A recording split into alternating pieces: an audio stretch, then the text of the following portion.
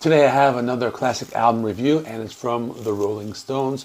I reviewed their album Hackney Diamonds, and that has been my most viewed video on this channel with over 11,000 views. It has gained me a ton of new subscribers, putting me over the 2,000 mark.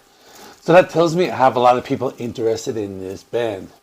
Undercover is the 17th British and 19th American studio album by the band, released on November 7th, 1983.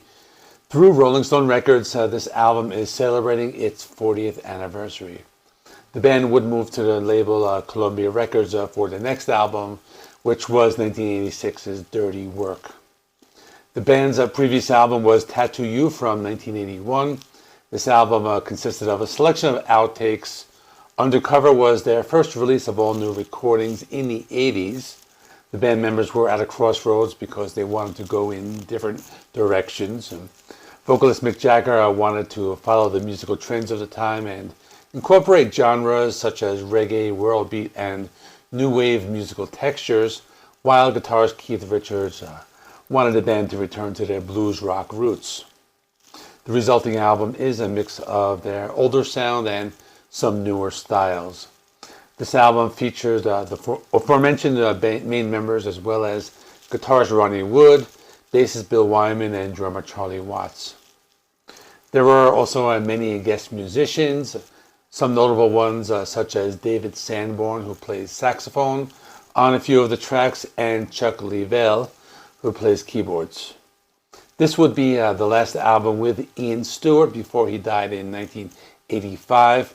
He was one of the original members. He was removed as an original member in the early 60s, but continued to play piano on their albums and was also a road manager. This is the first Rolling Stones album to miss reaching number 1 on the US albums chart in over 10 years. It peaked at number 4. 3 singles were released from the album, with the highest charting being the top 40 release, Undercover of the Night. So let's go track by track.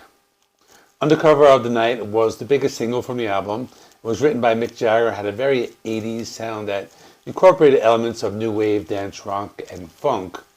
This was one of those times that a Rolling Stones song had political lyrics.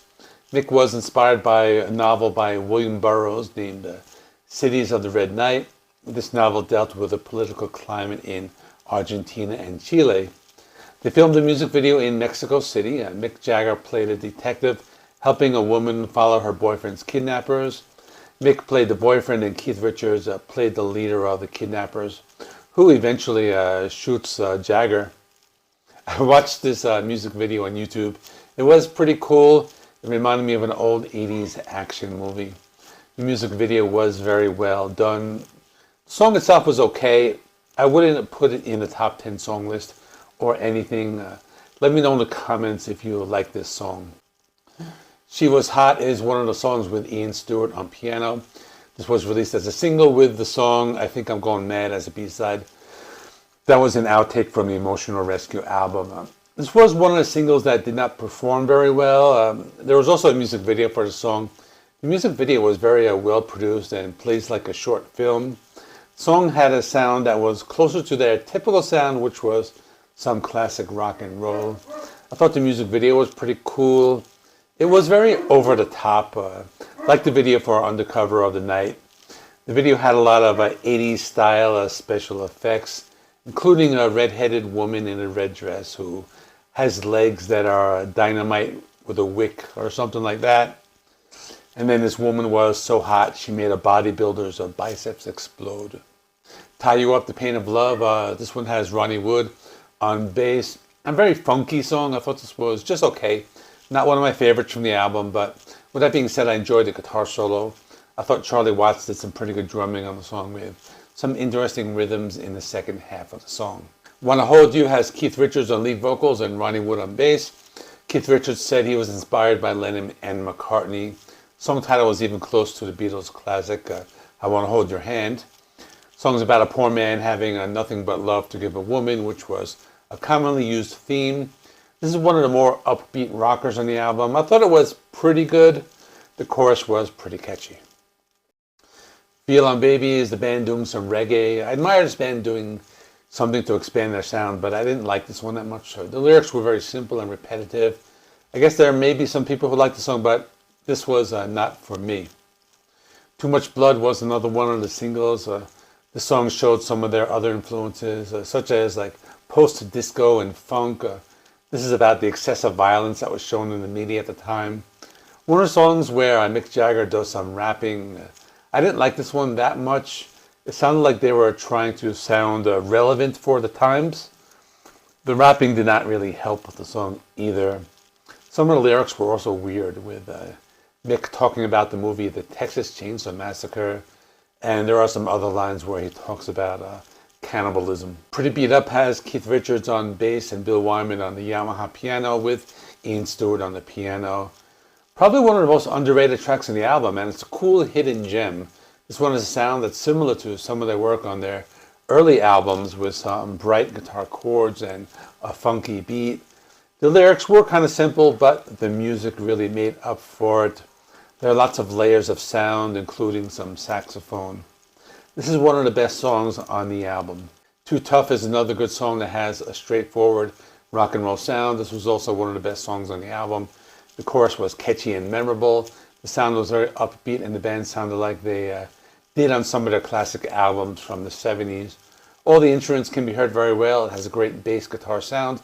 I would say it's another cool deep cut from an album that so far has been very mixed. All the Way Down was another really good song. It had that classic sound. This was one of the songs where they weren't trying too hard to be something else or chase the musical trends of the time. This was just the band being themselves, and I thought it was a good song. This sounded like the Rolling Stones, and it is what you would expect the band to sound like. It Must Be Hell was the last song, and this one was pretty straightforward. Sounded like a classic Rolling Stones song with bluesy guitar licks and a solid drum beat by Charlie Watts. I also thought this was a good one because they were not trying anything new like they were in the first part of this album.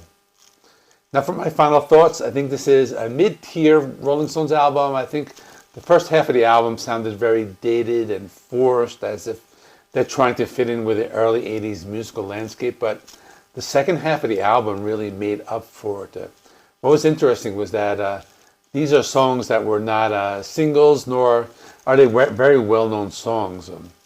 I read a few reviews, and the average score for this album was about like 3 out of 5 stars. So if I were to use my scoring format, it would be about a 7 out of 10. This would probably rank somewhere in the middle to the end of their discography. Let me know in the comments your thoughts on this album.